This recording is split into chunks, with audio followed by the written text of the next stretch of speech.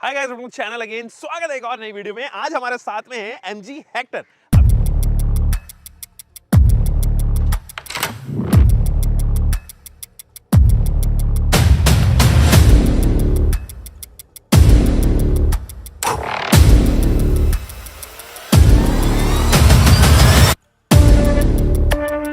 अब हेक्टर को जो है वो इंडस्ट्री में हुए 4 साल हो चुके हैं और इन 4 सालों में एमजी ने इसको टाइमली जो है वो अपग्रेड किया है। जो लास्ट अपडेट था that was in January last year, सर्दियों का मौसम था और उस टाइम जो है वो इसको एक फेस लिफ्ट दिया गया था और बहुत सारे फीचर्स जो है वो अपग्रेड किए गए थे। बट आज के जमाने में क्योंकि ऑलमोस्ट 1 साल इसको होने को आया है, क्या ये अभी भी वर्दी ऑप्शन है आपके लिए? इसके क्रॉस कंपटीशन में हम जानेंगे और एक इसका 1500 किलोमीटर का मैं आज रिव्यू लेके आया हूं, जिसको मैंने चलाया है पिछले 10 दिनों के अंदर। यानी कि मैं तकरीबन रोजाना जो है उसको 100-150 किलोमीटर के करीब चलाता हूं और इसको लेके गया हूं माउंटेन रेंजेस पे, इसको लेके गया हूं हाईवेज पे एंड सिटी पे। तो आज क्या क्या प्रोज हैं, क्या क्या कॉन्स हैं और इस गाड़ी को अभी खरीदना चाहिए कि नहीं, उसके बारे में जानेंगे। Let's just start this video just in case you are missing out on subscribing us. जल्दी सब्सक्राइब कीजिए और बेल आइकन भी दबा दीजिए।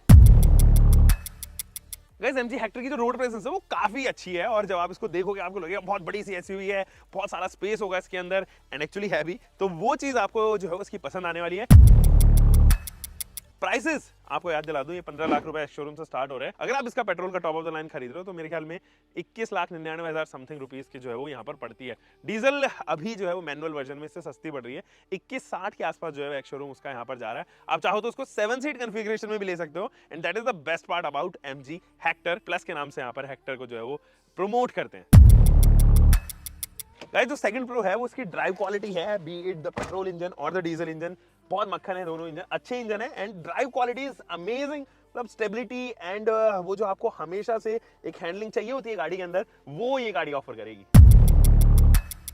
Guys, I still remember the time जब मैं इसको जैसलमेर लेके गया था। हम 4 जने थे एंड जो खुला खुला महसूस हो रहा था इस गाड़ी के अंदर। आप सेकंड रो में बैठो चाहे फर्स्ट में बैठो, इतनी स्पेशियस है। Just look at the shoulder room. इस सेगमेंट में आने वाली और भी गाड़ियां हैं जिनमें से मैं अगर नाम लूं सेल्टॉस का, उसके top of the line variant का, या फिर यहाँ पर क्रेटा जैसी गाड़ी हो, तो शोल्डर रूम यहाँ तक खत्म हो जाता है। विड्थ ज्यादा होने की वजह से एंड व्हील बेस ज्यादा होने की वजह से यहाँ पे स्पेस मैनेजमेंट चुम्मेश्वरी। गाइस, ये सेगमेंट में सबसे ज्यादा फीचर रिच गाड़ी है आपके पास में आता है। ये बड़ा सा infotainment system, digital instrument cluster and आपके पास में एडएस जैसे फीचर्स हैं, लेवल 2 6 एयर बैग्स एंड वो तमाम चीजें जो है उस गाड़ी के अंदर ऑफर की गई हैं। ये तो डीजल वर्जन है, यहाँ पर भी आपको वेंटिलेटेड सीट्स का ऑप्शन मिलता है और ये अपने सेगमेंट में सबसे ज्यादा कनेक्टेड फीचर्स ऑफर करने वाली गाड़ी है। तो उस हिसाब से feature is one of the best point.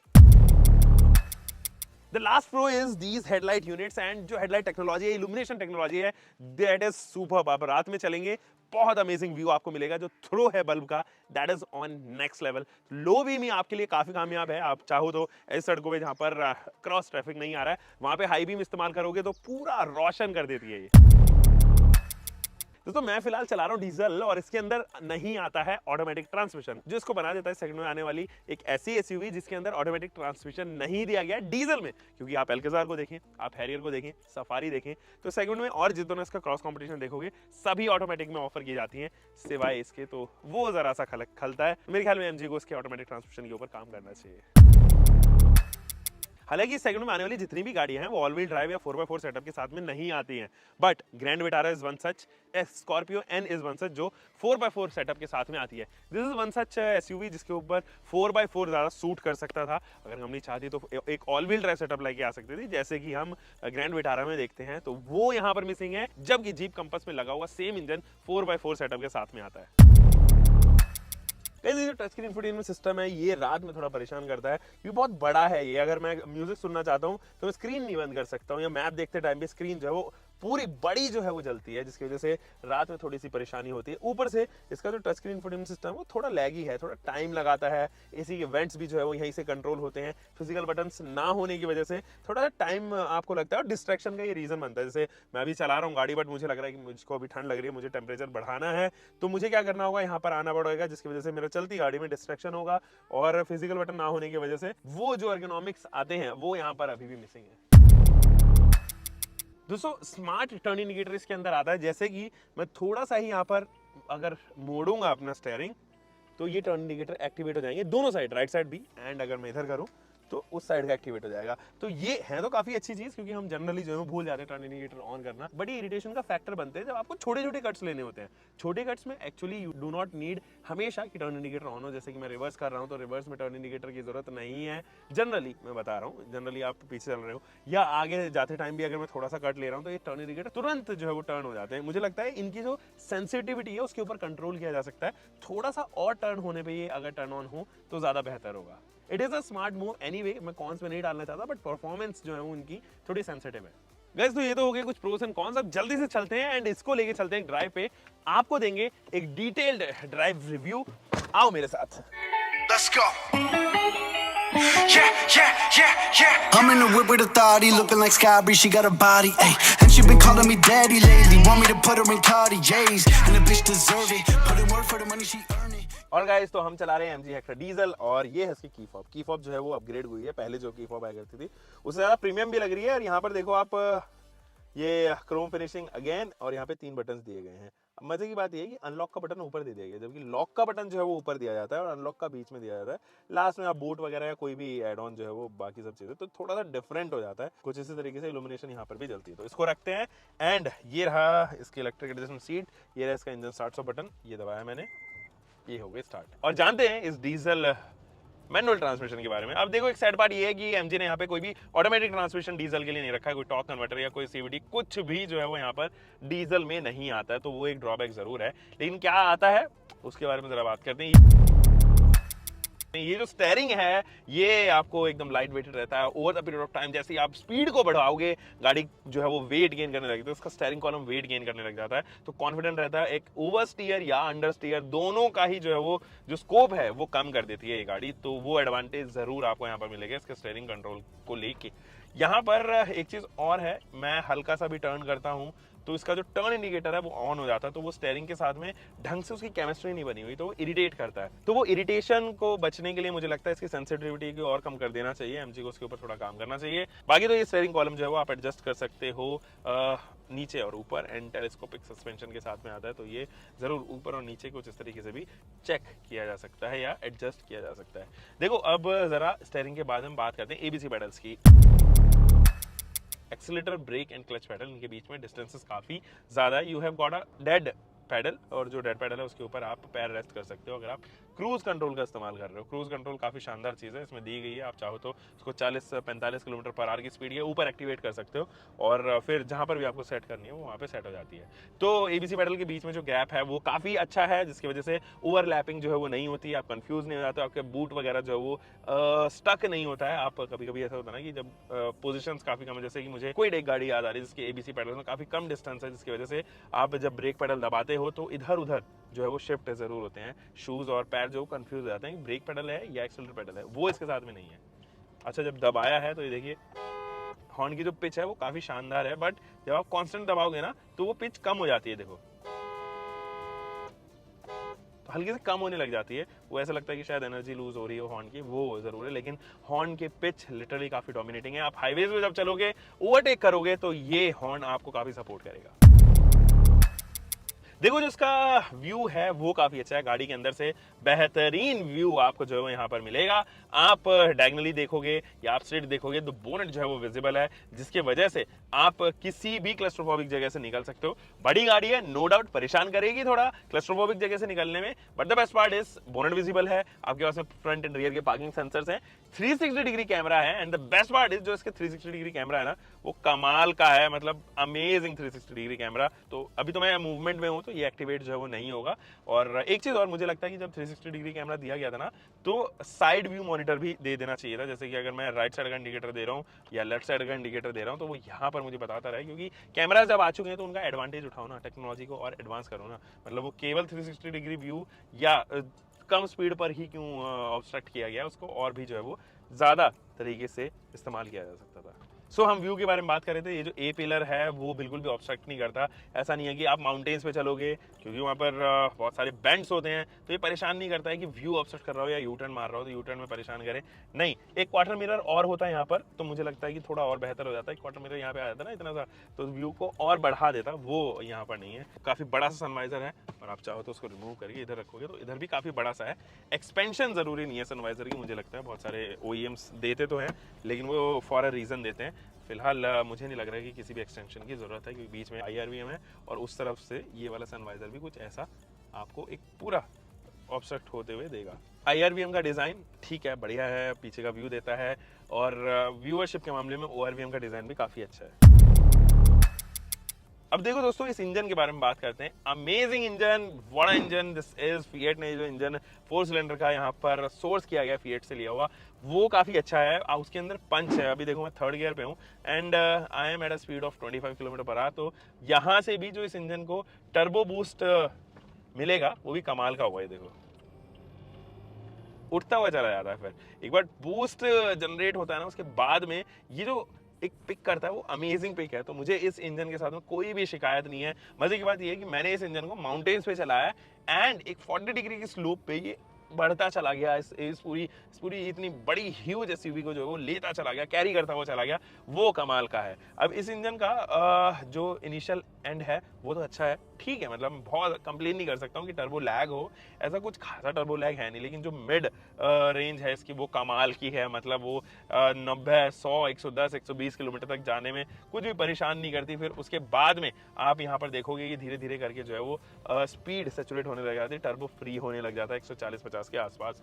तब आपको लगता है कि हाँ यार अब और एनर्जी जो है वो उससे नहीं एक्सट्रैक्ट की जा सकती। लेकिन वो एक्चुअली स्पीड लिमिट भी ऐसी है जो काफ़ी अनसेफ है and I never promote fast driving है। तो वो आप बिल्कुल ट्राई मत कीजिएगा because we are experts and हम लोगों का ये रोज का काम है गाड़ियों को तौर तरीके से समझना जानना, वो यहाँ पर जो है वो आपको नहीं करना है। ये इंजन वैसे रिफाइंड भी काफ़ी है, मतलब ऐसा नहीं है कि आपको कहीं से भी ये पुराने ओल्ड BS3 BS2 इंजन की याद दिलाएगा। कंप्लीटली BS6 इंजन है, स्टेज 2 रेडी है एंड साथ ही आपको जो हार्शनेस लेवल है, जो वाइब्रेशन लेवल है वो मिनिमलिस्टिक नजर आएंगे। स्टीयरिंग पे नहीं है, इसके गियर लीवर पर भी जो है वो नहीं है एंड एक्सेलरेशन पेडल पर भी नहीं है, ना क्लच पेडल पे है ना ब्रेक पेडल पे है।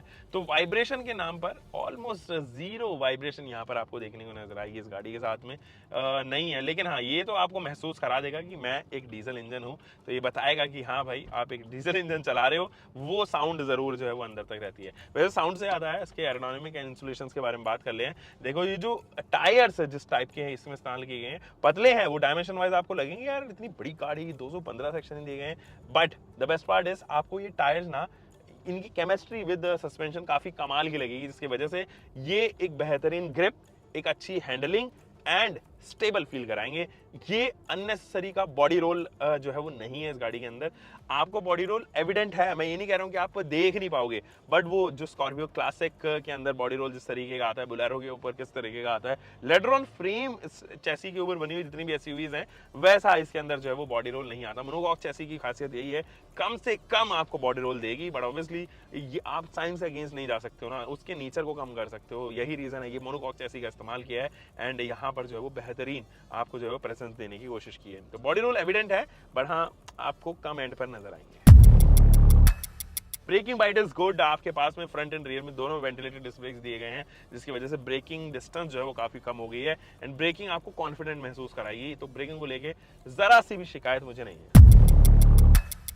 गाइस, हेक्टर के अंदर आने वाली जो सीट्स हैं वो काफ़ी कंफर्टेबल हैं, कुशनी हैं और लॉन्ग ड्राइव पे ये आपको बहुत मदद करने वाली है। मतलब these are one of the best seats one can ever get in this segment। अच्छी सीट्स हैं and the best part is ventilated seats हैं, हीटेड नहीं है लेकिन वेंटिलेशन ज़रूर मिलते हैं। तो गर्मियों में भी ये सीट आपको काफ़ी लॉन्ग डिस्टेंस पे काफ़ी मदद करने वाली है। आपकी स्वेटी जो बैक है उससे कभी भी आपको परेशानी नहीं होगी, क्योंकि आपके पास में ऑलरेडी ये जो सीट्स हैं वो सपोर्ट करती हुई नजर आएंगी।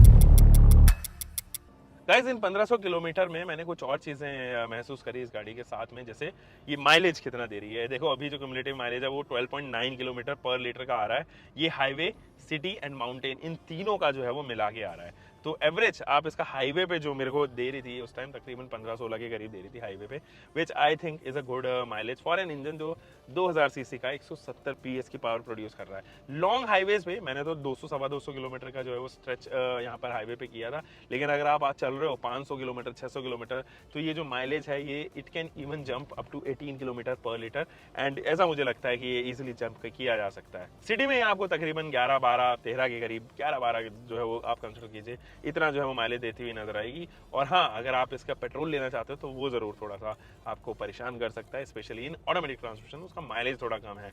तो वो लोग जो माइलेज को लेके कॉन्शियस हैं तो diesel could be their priority. जिन लोगों को माइलेज के लेके कोई प्रॉब्लम नहीं है, कोई इशू नहीं है माइलेज को लेके, तो उनके लिए जो है वो पेट्रोल भी एक बेहतर ऑप्शन यहाँ पे बनता हुआ नजर आता है। Put in work for the money, she earn it. Give me top every night, lip service. तो गाइस ये तो था इसका डिटेल ड्राइव रिव्यू 1500 किलोमीटर का, जिसमें हमने हाईवे कवर किया, सिटी ड्राइव कवर किया एंड माउंटेन्स कवर किया। वैसे मैंने इसकी डेडिकेटेड वीडियो एक माउंटेन्स की भी बनाई हुई है, खुश होगी लग रहा है, वो मैं आई कार्ड पे डाल देता हूँ आपके लिए, वहां जाकर जरूर उसको चेकआउट कीजिएगा। चलिए एक डिटेल्ड वॉक अराउंड और उसके बाद में इसके अंदर से जो है वो रिव्यू करेंगे। देखो गाइस, यहाँ पर अगर फ्रंट में देखोगे तो आपके पास में बहुत बड़ी क्रोम मैश ग्रिल मिलती है। अब इसमें मेरे पॉइंट ऑफ व्यू है कि इतना ज्यादा चंकी क्रोम मुझे थोड़ा सा आंखों में ज्यादा लगता है, हो सकता है कि बाकी लोगों को पसंद हो। इंडियंस जनरली जो है वो क्रोम काफी पसंद करते हैं, यही रीजन है आफ्टर मार्केट इंडस्ट्री में अगर आप देखोगे तो one of the most selling products accessories में आपको क्रोम फिनिशिंग ही नजर आएगी। मुझे ओवर क्रोम ही लगता है, मुझे लगता है हाफ पार्ट जो है वो क्रोम हो सकता था, कुछ और थोड़े बहुत से जो है फिनिश और किए जा सकते थे। एमजी का लोगो बीच में and there is the 360 degree camera जो आपको बीच में ही प्लेस नजर आएगा। पूरा पैनल जो है वो यहाँ पर आपके पास में आता है पियानो फिनिश के साथ में, तो अच्छा लग रहा है वो वाला पार्ट। नीचे अगेन क्रोम का जो है पार्ट है और यहाँ पर थोड़ी सैटिन क्रोम जो है वो ज्यादा इस्तेमाल की गई है। There is this headlight unit जहां पर आपको 2 प्रोजेक्टर हेडलाइट सेटअप दिए गए हैं, नीचे एलईडी फॉग लैंप यूनिट दी गई है, तो वो तमाम चीजें जो है यहीं पर आपको हेडलाइट यूनिट में नजर आएंगी। एंड यहाँ पर भी अगेन क्रोम का पार्ट जो है वो नजर आता है। हेडलाइट के बारे में मैंने आपको बताया था कि इसका थ्रो काफी शानदार है एंड मैं इसके हेडलाइट टेक्नोलॉजी से एक्चुअली काफी खुश हूँ and I will appreciate on this part की एमजी ने काफी अच्छा काम जो है वो अपने इल्यूमिनेशन पार्ट पर एक्चुअली किया है। अंदर भी आप देखोगे तो हेडलाइट यूनिट्स के साथ में इंटीरियर्स में आने वाली जितने भी मिरर्स के ऊपर लाइट है या फिर ऊपर टॉप पैनल में जो लाइट्स हैं वो भी एलईडीज का इस्तेमाल किया गया है, तो वो बेहतरीन प्रीमियम फिश जो है वो कहीं ना कहीं बरकरार रहती है एमजी के प्रोडक्ट्स के साथ में। यहाँ पर बाई फंक्शन एलईडी डीआरएल्स हैं जो आपको टर्न इंडिकेटर में कन्वर्ट होते हुए नजर आएंगे एंड ये है वो क्रोम की एक एक्स्ट्रा पट्टी जो आगे जाके ग्रिल में इंटरवीन हो जाती है। तो मुझे तो इसका फ्रंट एंगल काफी अच्छा लगता है। The best part is you have 2 controls यहाँ पर, वो कंडक्टर का काम करेंगे, दैट इज कैमरा एंड यहाँ पे आने वाली ये जो 2 सेंसर्स हैं वो आपको बताएंगे कि कितने दूर से आपको गाड़ी जो है वो निकालनी है ताकि ये सेफली निकल सके and that is where MG ने जो है वो काम बेहतरीन किया है। ऊपर आपको काफी सारे कर्व्स मिलेंगे, 3 कर्व्स या कैरेक्टर लाइंस में कहूंगा वो यहाँ पर अच्छा बना रहे हैं इसको। This is the wiper set here और वाइपर सेट जो है वो प्रीमियम एंड पे वो नॉर्मल रेगुलर वाइपर्स का इस्तेमाल नहीं किया है, जिसकी वजह से आपको क्लीन विंडशील्ड जो है वो यहाँ पर ऑफर होती हुई नजर आएगी। अच्छा, यहाँ अगर आप ध्यान दोगे ना,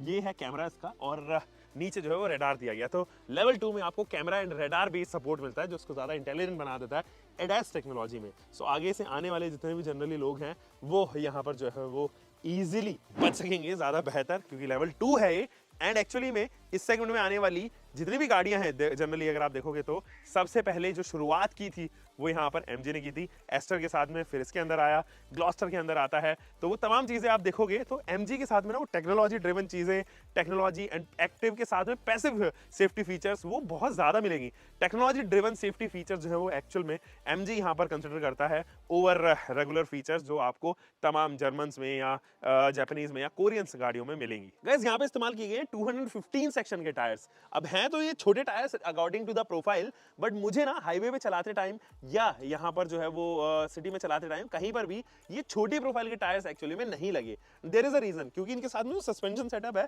वो इतने अच्छे से ट्यून किया गया है कि आपको रोडों का पता नहीं चलता। खड्डेदार सड़कें हो या ग्रिप रखनी हो आपको हाईवेज पे या स्टेबिलिटी की बात हो, तो ये सस्पेंशन टायर्स के साथ में एक बढ़िया केमिस्ट्री डेवलप करते हैं, जिसकी वजह से आपकी राइड क्वालिटी काफी कंफर्टेबल होती है। By the way 215 55 radial 18 use किए गए हैं, मुझे लगता है 65 करते तो और ज्यादा कंफर्ट आता, बट हाँ उनके साथ में हल्का सा बॉडी रोल भी इंट्रोड्यूस होता। गाइस अभी ना ये गाड़ी जो है उसके डोर्स अनलॉक्ड हैं, अभी आप देखना जैसे ही मैं उससे दूर जाऊंगा तो ये बंद हो गई और जैसे ही मैं इसके पास जाऊंगा तो अनलॉक हो गई। तो ये इस वजह से क्योंकि जो की फॉब है वो एक्चुअली ये रेडियो फ्रीक्वेंसीज यहाँ पर मैच होते हैं, एक सर्टेन हाइट के बाद में जो है वो डिसकनेक्ट हो जाते हैं, जिसकी वजह से लॉक एंड अनलॉक हो जाती है। इसका ECU कुछ इस तरीके से काम करता है। तो ये मुझे टेक्नोलॉजी अच्छी लगी कि आपको कभी भी जो है वो ना किसी फिजिकल बटन को दबाने की जरूरत है। वैसे तो पैसिव कीलेस एंट्री में क्या होता है कि आपकी जेब में रहती है, ये रिक्वेस्ट बटन है, इसको आप दबाओ तभी गाड़ी अनलॉक हो जाएगी और अंदर भी है। लेकिन ये जो दबाने वाला एफर्ट है ये भी यहाँ पर जो है वो MG ने कम कर दिया है। बस अपनी जेब में रखिए चाबी। अच्छा एक चीज और है, इसका एक ड्रॉबैक भी है। अब क्या होता है ना कि अगर आप अपनी गाड़ी के पास में खड़े हुए हो और आसपास आपका दोस्त भी खड़ा हुआ है, तो आप अगर हल्का फुल्का हिलते भी उससे बात करते टाइम ना, तो ये लॉक अनलॉक करती है। वो इरिटेशन कहीं ना कहीं इंट्रोड्यूस होता है। जैसे देखो अभी ये अनलॉक हो गई, जैसे ही मैं इसके पास आया, हल्का सा मैं बात करते करते अगर थोड़ा सा दूर गया तो ये दोबारा लॉक हो जाएगी। वो चीज़ मुझे लगता है कि उसके ऊपर हल्का सा काम किया जा सकता था, बट ये एनी डे एक बेहतर टेक्नोलॉजी है। अच्छा जो सेकंड रो पैसेंजर्स है ना, एक्चुअली उनको काफी रूमी दो रीजंस की वजह से यहाँ पर ये लगती है। एक तो इसकी विड्थ काफी बड़ी है, 4.7 मीटर्स की ये गाड़ी है, जिसकी वजह से लंबी बहुत है। व्हील बेस काफी ज्यादा है, एक तो ये फैक्टर हो गया कि जो डायमेंशंस है वो एक्चुअल में है भी ज्यादा। दूसरी वजह से जो रूमी लगती है ना, that is this quarter panel and these big giant Windows है। अब ये बड़ी विंडोज और ये जो क्वार्टर पैनल है, ये आने की वजह से अंदर ज्यादा आपको लाइट नजर आएगी, अंदर ज्यादा जो है वो आपको सनलाइट नजर आएगी, जिसकी वजह से अंदर एयरी नेचर जो है वो आता है और आपको ज्यादा स्पेशियस, ज्यादा कंफर्टेबल ये महसूस कराती है। गाइस जो पीछे के लुक्स हैं वो अच्छे लगते हैं नो डाउट, बट ये जो जब से कनेक्टेड लैंप्स आई है ना, ये इल्यूमिनेशन पार्ट को बहुत ज्यादा ओवरडन कर देती हैं। ये मेरे थॉट्स हैं, हो सकता है ये सब्जेक्टिव हो और आपको जो है वो ये कनेक्टिंग लैंप्स ज्यादा बेहतर पसंद आते हैं। अब ये ओवरडन पता है किस वजह से है, क्योंकि ये जो कनेक्टिंग लैंप्स है ना, ये काफी थिक है।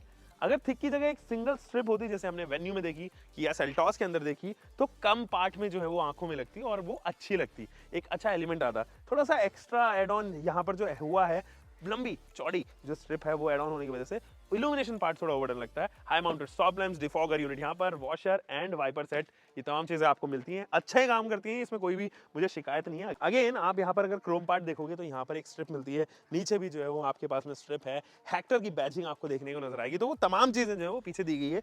4 पार्किंग सेंसर्स आपको यहाँ पे ऑफर किए गए, जो अगेन सपोर्ट करेंगे 360 डिग्री को सपोर्ट करने वाला ये रिवर्स पार्किंग कैमरा भी आपके पास में है। एंड पीछे से इसके लुक्स मुझे ऑल टुगेदर अच्छे लगते हैं। अगर मुझे मार्क्स देने होंगे 10 में से 9 मार्क्स जो है उसको रियर में दिए जा सकते हैं। अच्छा कमाल की बात यह है कि इस सेगमेंट में आने वाली जितनी भी गाड़ियां वो इलेक्ट्रिक अब आने लग गई हैं, लेकिन ये काफ़ी टाइम पहले से इलेक्ट्रिक बूट गेट दे रही है, यानी कि 1 साल पहले से।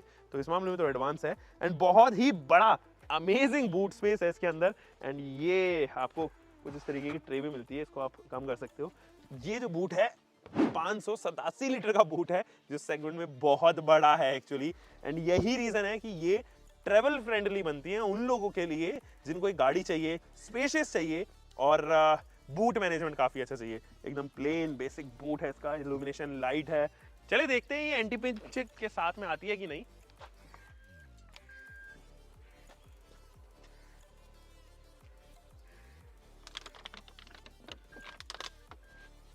ऊपर जा रही है, तो it is having anti pinch function, तो जस्ट इन केस आपका हाथ भी रह जाता है तो ये ध्यान रखिएगा आपका। गाइस यहाँ पर अगर आप ये रबर पैनल देखोगे ना, ये जो रबर पैनल है वो डोर पैनल की थर्ड नॉइज को काफी रिड्यूस करता है। तो फॉर एग्जांपल अगर मैं इसको बंद करूंगा तो एक एक्स्ट्रा कुशन आप कह सकते हो या एक एक्स्ट्रा इंसुलेशन आप कह सकते हो, ये उस तरीके से काम करता है। नीचे जो दिया हुआ ये वाला पैनल है, ये देखिए गाइस, ये जो सीट्स हैं वो 6 वे एडजस्टेबल इलेक्ट्रिक सीट्स हैं। And the best part is ये तो इलेक्ट्रिक है, जो को ड्राइवर सीट्स है वो भी 4 वे एडजस्टेबल है। आप इनकी हाइट एडजस्टमेंट नहीं कर सकते हो, बट हाँ रिक्लाइन एंड डिक्लाइन के साथ साथ टू एंड फ्रो मोशन जरूर यहाँ पे कर पाते हो, तो that makes it more smart and comfortable. Guys interiors का लेआउट आपने बहुत सारे रिव्यूज में देख लिया होगा, बट कैसी क्वालिटी है उसके बारे में जरा चर्चा करते हैं। यहाँ अगर आप देखोगे तो यहाँ पर सॉफ्ट टच मटेरियल का इस्तेमाल किया गया है, इस वाले पार्ट पे भी सॉफ्ट टच मटेरियल है। थ्रेड्स का लुक लाइक जो है वो यहाँ पर रेप्लिका दी गई है, तो आपको लगता है कि लेदरेट टच है और वो फील भी यहाँ पर जो है वो बरकरार है। तो ये सॉफ्ट टच मटेरियल मुझे काफी कमाल का लगता है। प्लास्टिक क्वालिटी भी काफी अच्छी है। एम्बिएंट लाइट में बहुत सारे कलर्स आपको यहाँ देखने को नजर आएंगे। तो ये पतली सी स्ट्रिप जो है वो एम्बिएंट लाइट की है, जो अलग अलग पार्ट में इल्यूमिनेट होते हैं। 3 पार्ट में इसको डिस्ट्रीब्यूट किया गया है।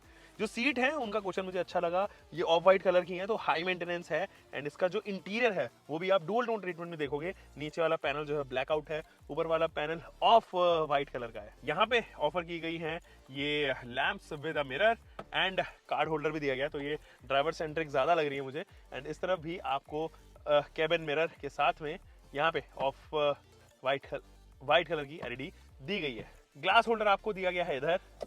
इसके अलावा सनरूफ जो है वो इस तरफ दी गई है एंड लैंप्स ऑफर की गई हैं। IRVM जो है वो इलेक्ट्रिक दिया गया है या फिर हम कहें कि ऑटो डिमिंग के साथ में ही आता है। स्टीयरिंग पे भी आपको लेदरी टच मिलता है। स्टीयरिंग मुझे इसका हल्का सा बड़ा लगता है एंड शायद वो इसलिए भी क्योंकि बड़ी SUV है एंड तकरीबन इतना ही जो है वो आपको हैरियर एंड सफारी का लगभग सेम डायमीटर का जो है वो देखने को नजर आएगा। बहुत सारे कंट्रोल्स है इसके ऊपर और फ्लैट बॉटम में नीचे से सैटिन फिनिश है, तो डिजाइन के मामले में इट इज अप्रोप्रिएट। यहाँ अगर आप देखोगे तो इंजन स्टार्ट स्टॉप बटन की पोजिशनिंग हैंडल बार के जो पीछे है, स्टीयरिंग व्हील के जो पीछे है, तो नए ड्राइवर्स के लिए हो सकता है उसको डिफिकल्ट हो ढूंढना, लेकिन अगर आप एक बार यूज टू हो गए तो आपको परेशानी कभी नहीं होगी। ये मैनुअल वर्जन है, यहाँ पे वेंटिलेटेड सीट्स हैं, AC मैक्स का बटन दिया गया है, हजार्ड लैम्प के साथ में यहाँ पर ट्रैक्शन कंट्रोल, तो वो तमाम चीजें आपको मिलती हैं। पार्क असिस्ट का बटन ऑन ऑफ करना चाहते हो, कैन होल्डर आपके पास में, आर्मरेस्ट है विद सम स्टोरेज, वायरलेस आपको यहाँ पे चार्जिंग मिलेगी एंड ये 2 स्लॉट्स दिए गए हैं 5 वोल्ट का एंड एक एंड्रॉइड ऑटो एप्पल का आप लेके कनेक्टिविटी के लिए। आपके पास में मिलता है industry first and best in segment infotainment system, जो टैबलेट शेप में है लेकिन थोड़ा सा लैग अभी भी इसके अंदर बरकरार है, और जैसे कि मैंने कॉन्स में डाला था आपका डिस्ट्रैक्शन ये ज्यादा करता है। वैसे मैं इससे काफी सेटिस्फाइड हूँ क्योंकि ये एक की अट्रैक्शन है बायर्स के लिए। जब हम हेक्टर कंसिडर करते हैं तो लोग एक्चुअली उस USP में इसके टच स्क्रीन, बड़े टच स्क्रीन इंफोटेनमेंट सिस्टम को भी यहाँ पर रखते हैं। अगर ये वाला पार्ट छोटा कर दिया गया तो जरूर मुझे लगता है कि एक USP कम होगी हेक्टर को लेने की। आपको मिलता है बड़ा पैनोरामिक सनरूफ जिसके स्विचेस एंड टॉगल्स जो है वो यहाँ पर दिए गए हैं, बहुत बड़ा है जो पीछे तक जाता है। पैनल गैप्स भी जो है वो, चाहे वो इंटीरियर्स के पैनल गैप हो चाहे वो एक्सटीरियर के पैनल गैप हो, वो कंसिस्टेंट हैं। कहीं पर भी आपको अनइवन पैनल गैपिंग या अनइवन फिट एंड फिनिश या क्वालिटी इश्यूज जो है वो इस गाड़ी में नहीं नजर आएंगे। गाइस ये है इसकी सेकंड रो, और यहाँ पर जो स्पेस है वो उसका मैं फैन हूँ एक्चुअली। ये देखिए जो टनल है उसके लिए तो जगह ही नहीं है, जरा सी भी टनल जो है वो नहीं दी गई है एंड ये वाला जो स्पेस है इसका, जो सीट से जस्ट आगे का स्पेस है वो काफी ज्यादा है, जिसके वजह से आप इजीली अपने पैर जो है वो फोल्ड अनफोल्ड तो कर ही पाएंगे, स्ट्रेच भी कर पाएंगे। नी रूम इज मतलब मोर देन इनफ जिसको हम कहते हैं वो यहाँ पर नी रूम है। Leg room is sufficient enough, under Thai support is good. आप चाहें तो इसको रिक्लाइन कर सकते हो और कुछ इतना जो है वो रिक्लाइन ये इजीली हो जाता है। आपके पास में एक आर्मरेस्ट यहाँ पर होता है एंड बहुत बड़ा आर्मरेस्ट है, ये छोटा आर्मरेस्ट नहीं है। मुझे लगता है कि 1/3 ज्यादा बड़ा है comparative to other armrest in this segment. यहाँ पे आपको 2 कैन होल्डर्स मिलते हैं। अमेजिंग हेडरूम यहाँ पर ऑफर किया गया है, जबकि इसके जो रूफ लाइन है वो नीचे भी हुई है क्योंकि पैनोरामिक सनरूफ यहाँ पर ऑफर किया गया है। Space management up to the notch, मजेदार एंड लग्जूरियस इंटीरियर्स आपको यहाँ पर इसके देखने को नजर आएंगे। ग्रैब हैंडल आपको मिलता है कोट हुक के साथ में। The best part is coat hook आपको दोनों ही साइड मिलेगा देखने को। आपके पास में आते हैं ये AC के vents, but the best part is आपके पास में ब्लोअर स्पीड कंट्रोल करने के लिए कोई भी ऐसा टॉगल नहीं है। नीचे आपको 5 वोल्ट या 2 एम्पियर का सॉकेट मिलता है और स्टोरेज स्पेस है। द फर्स्ट पार्ट इज कोई भी C टाइप केबल जो है वो नहीं आप यहाँ पर लगा सकते, तो USB टाइप भी आपको लगानी पड़ेगी एंड 12 वोल्ट का DC सप्लाई भी जो है वो सेकंड रो के लिए नहीं है एंड वो फर्स्ट रो में भी नहीं ऑफर किया गया है। गाइस MG हेक्टर, अब जरा ब्रांड रिलायबिलिटी के बारे में बात कर लेते हैं। 4 साल हो चुके हैं ब्रांड को, 4 साल, और इतने में हेक्टर जो है वो डिसेंट नंबर्स जो है वो किए और एक सक्सेसफुल प्रोडक्ट रहा है MG के लिए। तो ब्रांड रिलायबिलिटी के ऊपर तो ज़्यादा सवाल नहीं किए जा सकते क्योंकि एक्चुअली में अच्छे numbers, decent numbers I would rather say MG यहाँ पर कर रही है। आने वाले टाइम में ब्रांड जो है वो एग्जिस्ट करेगी, ऐसा नहीं है कि आने वाले टाइम में आपको लगेगी ब्रांड जो है वो अपलिफ्ट हो गई है, चली गई यहाँ से, नहीं, ऐसा नहीं होने वाला है। प्लस अगर आप इंजन रिलायबिलिटी के बारे में बात करें तो that is the same engine used in jeep compass. P8 engineering इसमें लगी हुई है, तो इंजन में कभी भी कोई इश्यूज नहीं आएंगे, पर्टिकुलरली इस डीजल इंजन में। अगर आप पेट्रोल इंजन खरीदना चाहते हैं तो that is also one of the best engine and उसके साथ में केवल एक इशू है, ऑटोमेटिक ट्रांसमिशन में बहुत लथार्जिक आप उससे कि माइलेज उसका यहाँ पर रहता है, तो अवॉइड कीजिए ऑटोमेटिक में। तो वो लोग जिनको ऑटोमेटिक लेना है तो दैट कैन कंसिडर, अगर उनके लिए फ्यूल एफिशिएंसी एक फैक्टर है, एक बड़ा फैक्टर है, तो वो उसकी जगह काउंटर कॉम्पिटिशन यहाँ पर ढूंढ सकते हैं, जो कि एक्चुअली काफ़ी कम है अगर आप देखें पेट्रोल में स्पेशली। एक तो पेट्रोल में आपको स्कॉर्पियो एन मिलेगी जो कि सेम इश्यूज के साथ में आती है, उसका जो माइलेज है वो भी 8, 9, 10 के करीब जाता है एंड यहाँ अगर आपको चाहिए तो Innova high cross can be का बेटर ऑप्शन अगर आप इसके 7 सीट ऑप्शन के साथ में जा रहे हो। पेट्रोल में बात कर रहा हूँ मैं, क्योंकि वहाँ पे हाइब्रिड ऑप्शन भी है लेकिन वो महंगी जाएगी, ऑब्वियसली 10 लाख रुपए करीब महंगी होगी, लेकिन जो उसका नॉन हाइब्रिड इंजन है वो एक्चुअली में अच्छा इंजन है। डीजल में definitely it is a good choice to opt for अच्छे स्पेशियस अच्छे फीचर्स, स्पेशियस इंटीरियर जो है उसके हैं भी लग्जूरियस एंड काफी प्रैक्टिकल जो है वो यहाँ पर ये गाड़ी एसयूवी जो है वो बनती हुई नजर आती है। मेरे को लगता है कि अगर आप एमजी हेक्टर में इन्वेस्ट करोगे तो कभी भी आपको 2 बार नहीं सोचना पड़ेगा डिसीजन मेरा गलत था, ये कभी नहीं होने वाला, क्योंकि इसके क्रॉस कंपटीशन एंड इस चीज़ों को देखा जाए तो ये कहीं ना कहीं फीचर के मामले में, स्पेस के मामले में बहुत अच्छा परफॉर्म करती हुई नजर आती है। वो लोग जिनको ट्रैवल करना है, मेरे ख्याल में ये डीजल इंजन ऑप्शन उनको खरीदना चाहिए। ट्रैवल ज़्यादा करते हैं, आपको हफ्ते में या फिर 10 दिन में कहीं ना कहीं बाहर जाना होता है with some luggage and family members भी इन्वॉल्व हैं, ये गाड़ी आपको काफ़ी सपोर्ट करने वाली है, specially in the comfort and space segment. तो दोस्तों, आपको ये कैसा लगा 1500 किलोमीटर का रिव्यू, मुझे नीचे कमेंट सेक्शन में जरूर बताइएगा। हम मिलेंगे एक और नई वीडियो के साथ में। Until next time, bye-bye, and keep doing car, bike, whatever vehicle you're having, drive safe guys.